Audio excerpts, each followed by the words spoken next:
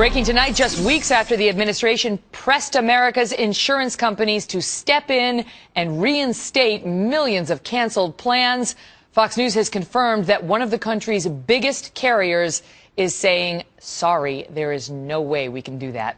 Welcome again to the Kelly File, everyone. I'm Megyn Kelly, and the threat of a looming coverage crisis got much closer for thousands of Americans tonight.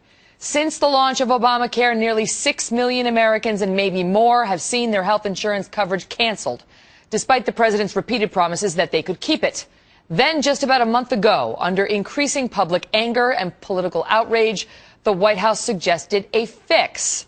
The president stepped to the microphones and asked insurers to reissue the plans that were canceled thanks to his law. The bottom line is insurers can extend current plans that would otherwise be canceled into 2014, and Americans whose plans have been canceled can choose to re-enroll in the same kind of plan.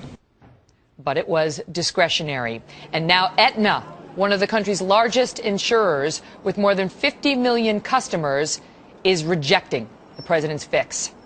Mark Thiessen is a fellow at the American Enterprise Institute and a former speechwriter for President George W. Bush, also a columnist at the Washington Post.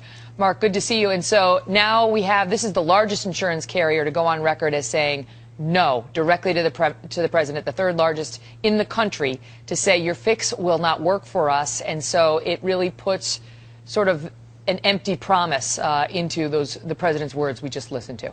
Yep, another broken promise. I mean, look, this just shows how powerless this administration is to fix the train wreck that they set in motion.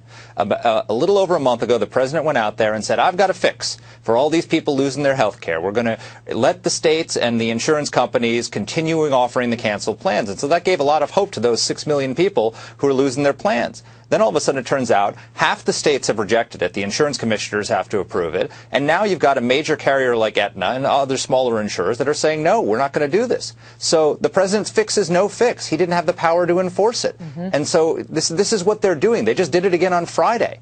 They announced another fix that they can't enforce. Because as you've pointed out many times on this show, unless you pay, you don't have insurance, right? Right. And so on December 31st, they've extended the deadline to then.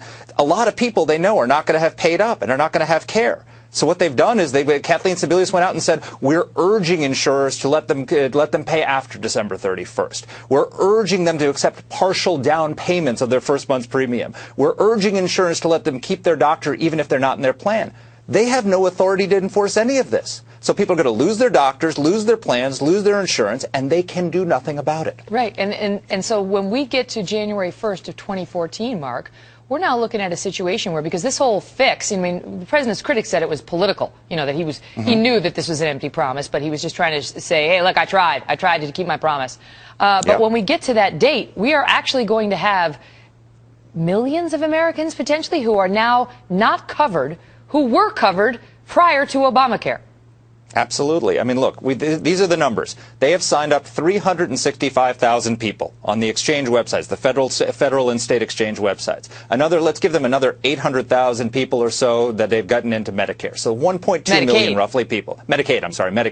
1.2 million people that they've signed up. Never mind that 25% of those, as many as 25% of those, didn't actually get their forms sent to the insurers. And never mind that they haven't paid yet. Let's give them credit for 1.2.